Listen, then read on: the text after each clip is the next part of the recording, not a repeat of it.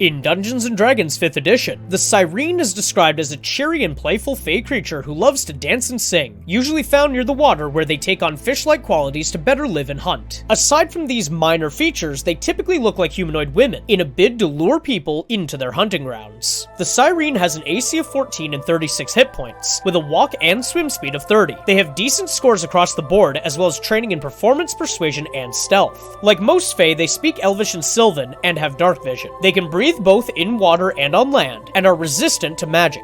They're innate spellcasters with the ability to cast Crown of Madness or Suggestion 3 times per day each, as well as Invisibility once per day. In combat, they make either 2 dagger attacks or 2 shortbow attacks. The dagger deals 5 to 8 damage per strike for a total of 10 to 16, and the shortbow deals 5 to 10 damage per strike for a total of 10 to 20. In older editions, the Sirene could reduce the intelligence scores of players via touch, possibly a play on the enchanting song of the Siren myth upon which they're based.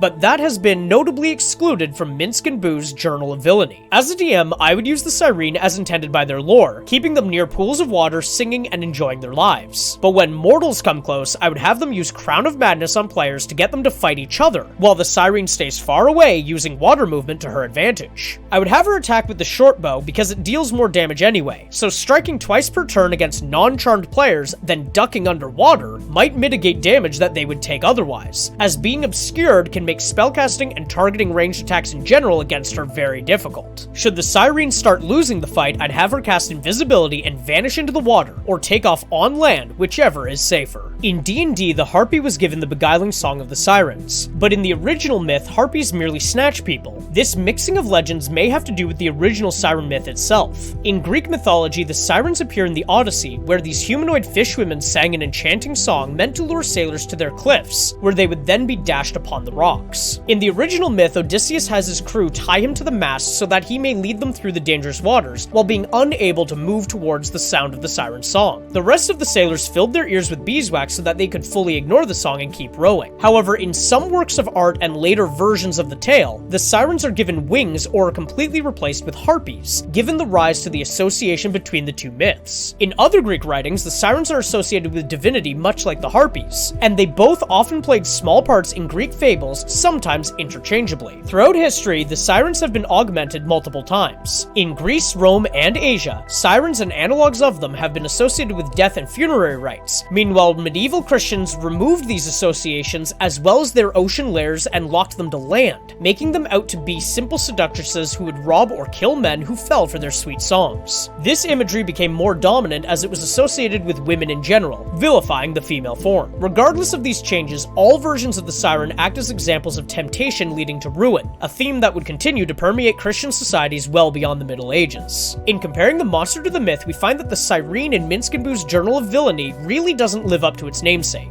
The sirens are legendary mythical creatures known for their siren songs, but the Sirene simply has Crown of Madness and a knife instead of actual enchanting songs or more powerful enchantment abilities. Instead, for DMs looking for a siren-like encounter, I would highly recommend the Harpy every time.